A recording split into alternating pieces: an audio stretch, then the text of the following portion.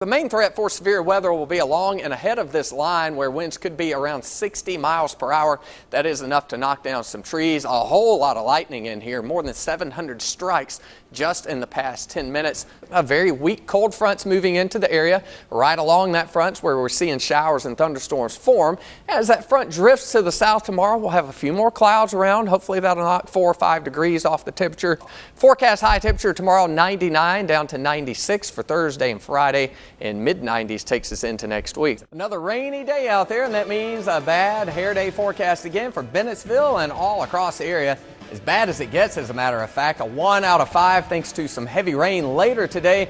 Maybe some winds up to around 25 miles per hour. Earlier today when I was coming into work, I took a time lapse using our camera in the storm tracker.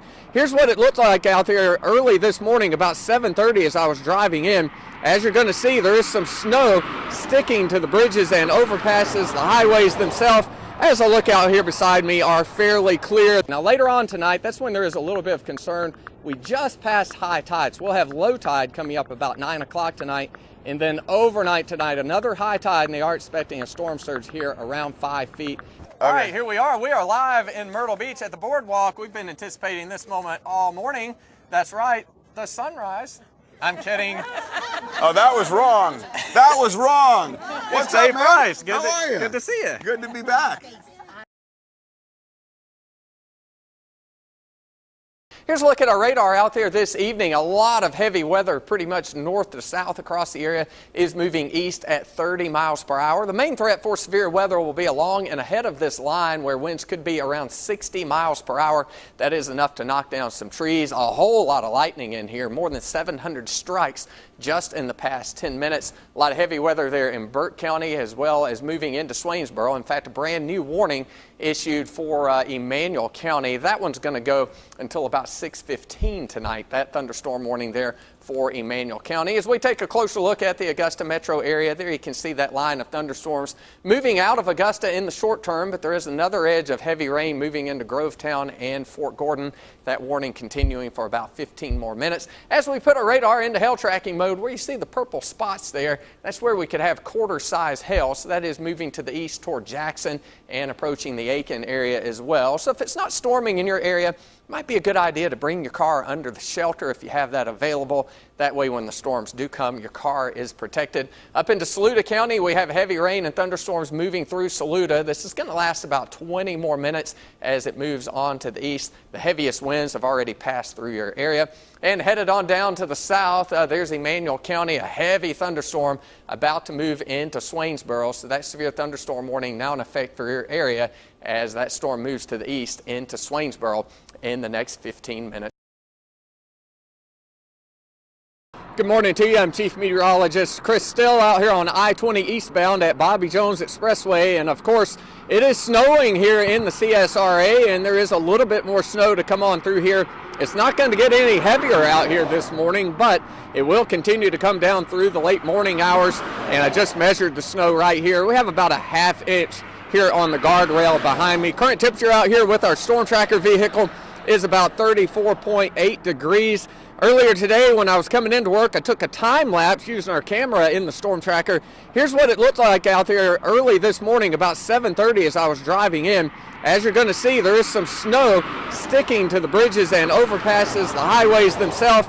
As I look out here beside me are fairly clear. The back roads, of course, could be frozen over too. Temperatures well, right here where I am are at 34 degrees, but we have been below freezing most of the morning. The snow will ease up around midday, and we'll have dry weather for the afternoon, and most of what you see will melt as the ground temperature underneath this snow is well above freezing. But for now, it is still snowing in Augusta. Here for you at I-20 and Bobby Jones Expressway in Augusta, I'm Chief Meteorologist Chris Still.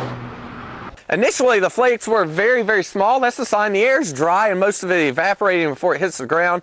What will happen is the air will moisten up. These flakes are getting a little bit larger, and they'll probably be $50 size flakes before you know it in a couple of hours. I got a photo a little while ago from my parents that live right there in Cobb County. They've got about an inch of snow on the ground.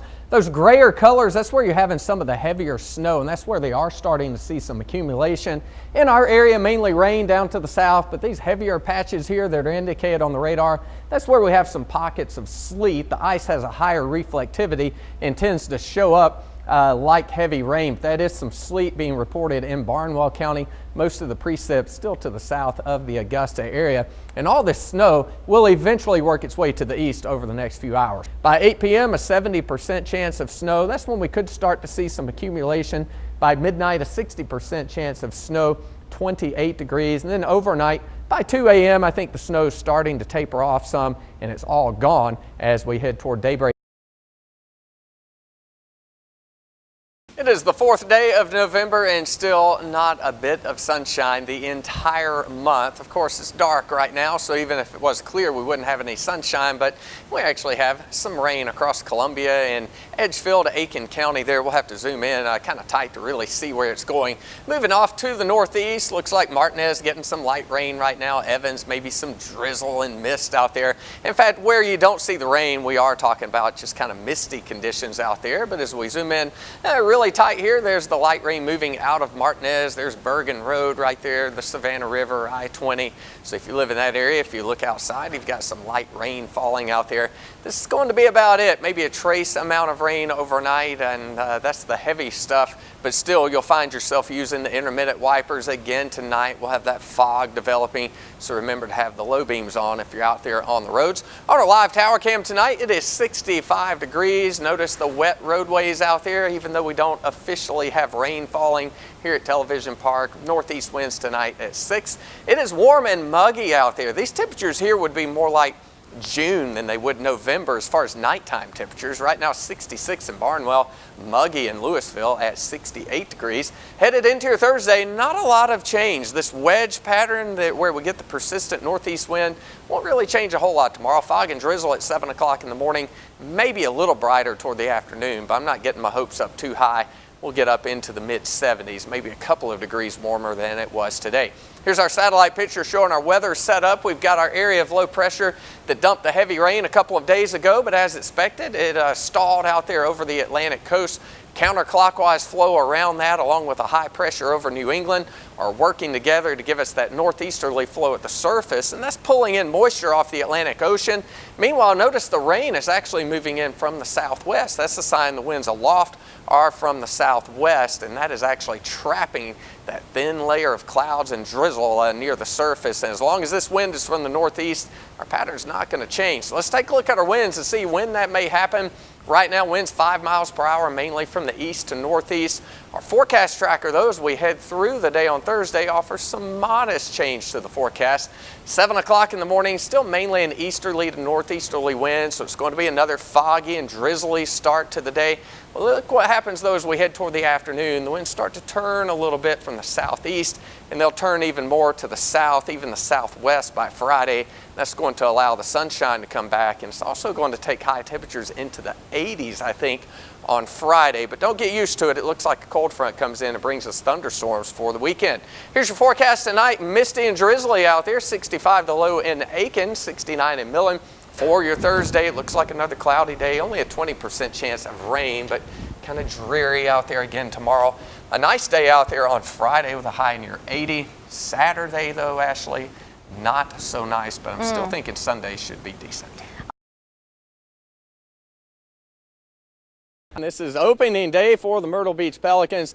If you've ever been to a game here, I know you've seen Dinger and possibly even his younger brother Deuce, and I happen to have Deuce right here with me, and he always brings the balls out to the dugout, and there you see he's bringing me the ball. See, I'm not wearing my umpire outfit, but I'm going to take it from him right here, and that's all you do. And if you don't give it back, he doesn't get real happy about that. But see, I take the ball out, I hand it back to him. I don't even have to tell him. He just takes it right back to the dugout.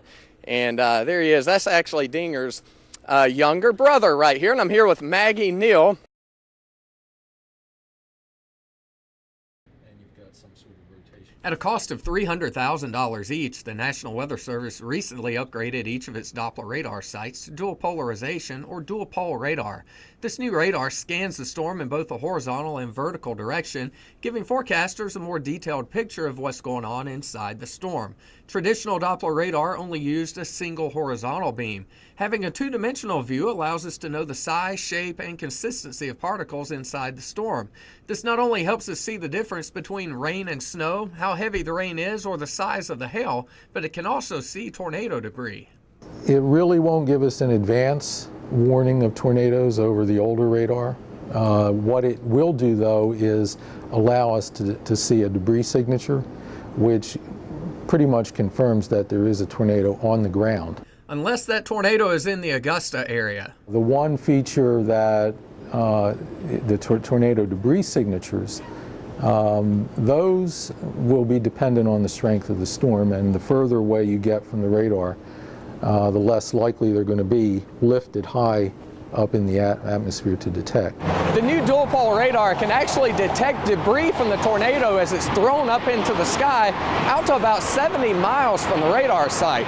The only trouble is most of us live more than 70 miles away from the nearest dual-pol radar, much of the CSRA up to 100 miles away. That leaves much of the CSRA in a bit of a tornado blind spot.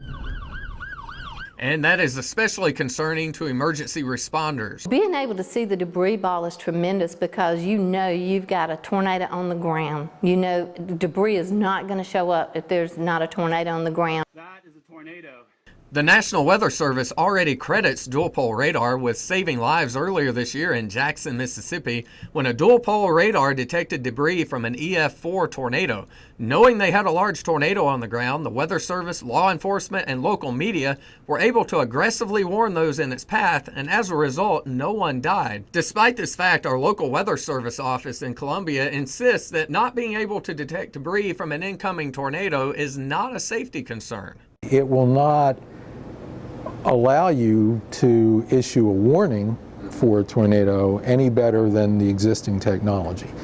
We usually know well in advance of seeing a debris ball whether we're expecting a tornado to form out of that storm. However, Camerado does admit that having a dual-pol radar in Augusta would be a nice tool to have in his bag. The advantage of having the radar close is that it gives you a better estimate of what the velocity fields are closer to the ground. Since building a dual-pol radar in our area probably won't happen anytime soon, the Weather Service, emergency responders, and local media will have to do the best we can with the tools we have.